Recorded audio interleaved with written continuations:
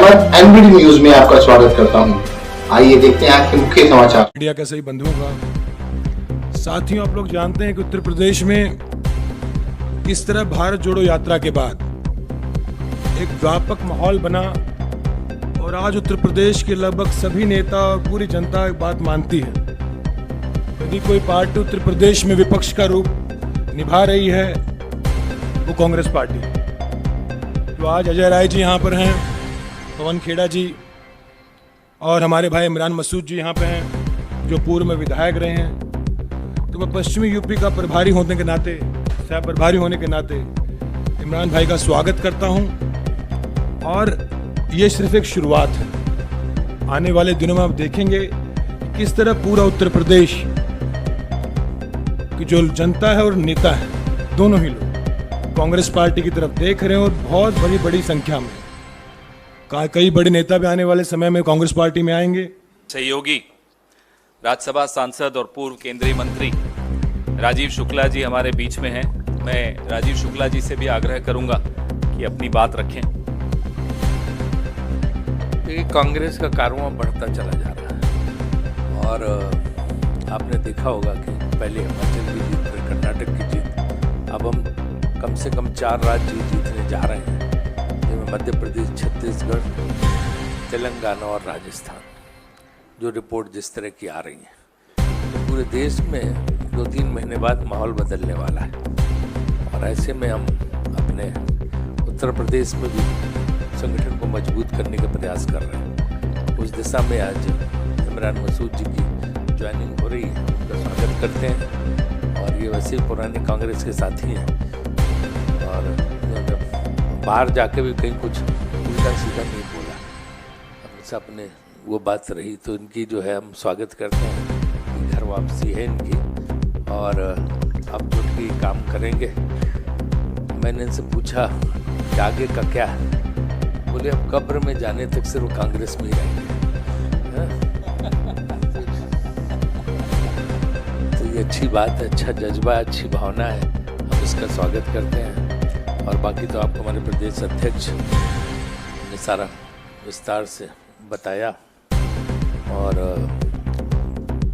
यहाँ प्रदीप नरवाल जी बैठे हैं, वो भी पूरी कोशिश में उत्तर प्रदेश में लगे हुए हैं और रोज जो संग्राम और संघर्ष है वो खेड़ा जी करते ही रहते हैं सुबह से। तो इसलिए जो है मुझे लगता है कि अब कांग्रेस का उत्थान शुरू हो गया है, देवभूमि से शुरू हुआ, अब निश्चित रूप से हम केंद्र में भी सत्ता में आएंगे। राजीव जी बीच में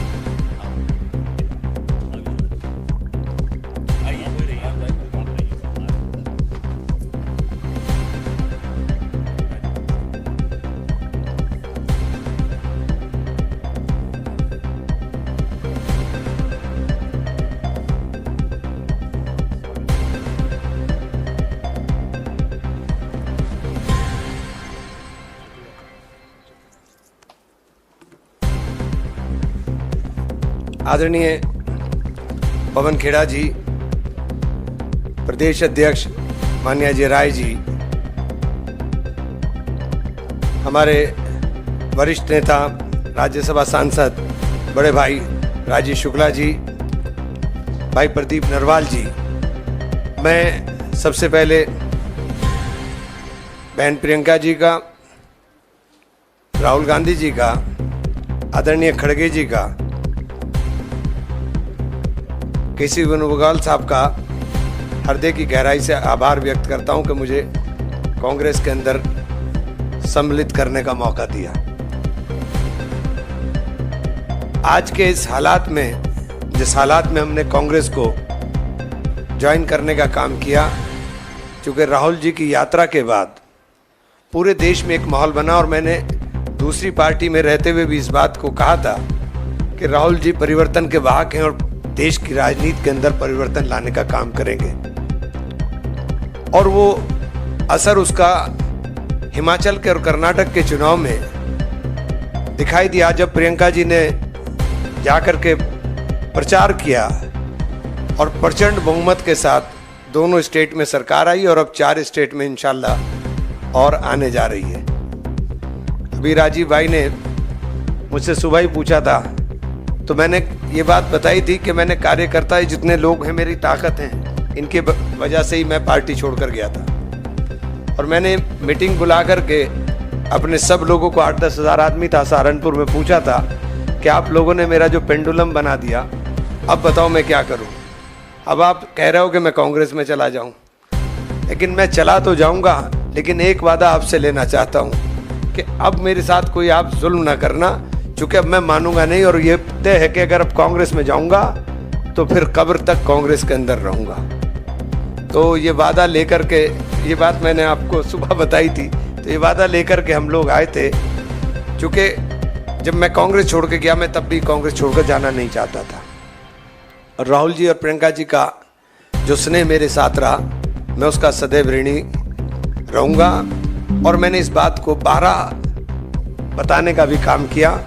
आज कांग्रेस के अंदर सम्मिलित होने पर मैं हृदय की गहराई से फिर धन्यवाद करना चाहता हूँ। ख़ास तौर से मैं प्रियंका जी से भी, मैंने, क्योंकि अभी तक मेरी मुलाकात नहीं हुई, जिस दिन मुलाकात होगी तो शर्मिंदगी के साथ माफ़ी भी मांगूंगा, क्योंकि उनके साथ मैंने गलत किया था। और शायद उनकी जगह मैं होता तो माफ़ भी ना करता किसी को।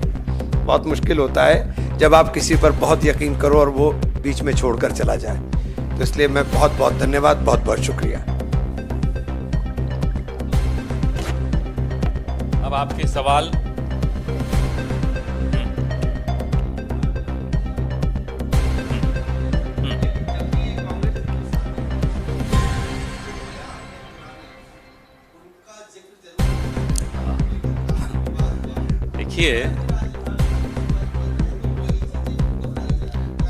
देखिए, उनकी नीयत भी फिसल जाए तो चर्चा नहीं होती, या जबान फिसल जाए हो जाते हैं बदनाम।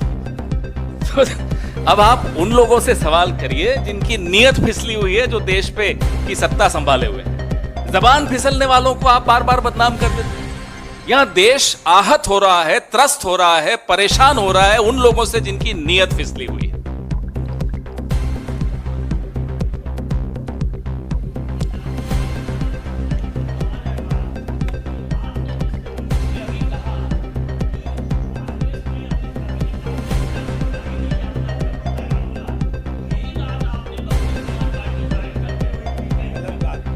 गलत बात कह रहे हैं, गलत बात कह रहे हैं। ऐसी बात मत कहिए जो मैंने नहीं कही। जो मैंने नहीं कहा आप मत कहिए, आप गलत बात मत बोलिए।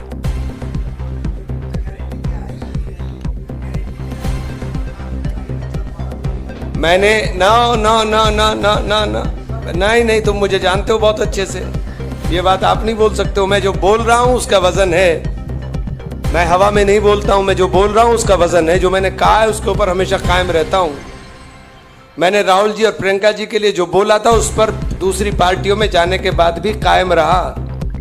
इमरान भाई जी, कांग्रेस तो आपका घर है। 2019 के चुनाव में राहुल गांधी जी और आप सर्वाधिक वोट पाने वाले उम्मीदवार थे, चुनाव हार गए थे। इस बार सहारनपुर से चुनाव लड़ेंगे आप कांग्रेस के ये टिकट निर्णय पे? तो पार्टी का है साहब, इसमें तो मेरा कोई इख्तियार नहीं है।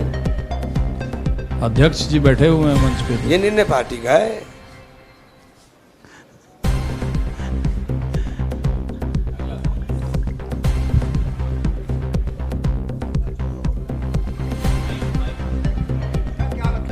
जितने भी लीडर्स हैं सहारनपुर के, ख़ास तौर से जो अभी विधानसभा भी लड़े थे 2022 में, उन लोगों का क्या कहना है? और जो आपसे रूठे हुए हैं वहाँ के लोग, सहारनपुर के आसपास के कोई लोग, रूठता नहीं है। उनको किस तरीके से जो है आप मतलब नहीं देखे, रूठना बनाना तो चलता रहता है, चलती है गुटबाजी भी पार्टियों के अंदर, तो उनको कैसे मेरे मनाएंगे? से कोई रूठता नहीं है, और जितने रूठ रहे हैं सब मना करके घर आ जाएंगे। आप फिक्र मत करिए, कोई नहीं रुकेगा। ये ऑर्गेनाइजेशन की बात आपने पूछी है, उसमें कोई दिक्कत नहीं है। वो सारी चीज़ों को हम लोग ठीक कर लेंगे। जो भी ऐसी बातें आएंगी वो हम लोग निश्चित तौर से, परिवार का मामला है, उसको ठीक कर लेंगे। और सबकी सहमति से फैसला है। जो भी उसमें और भी चीज़ें हैं उसको हम आपस में, परिवार का मामला है, ठीक कर लेंगे।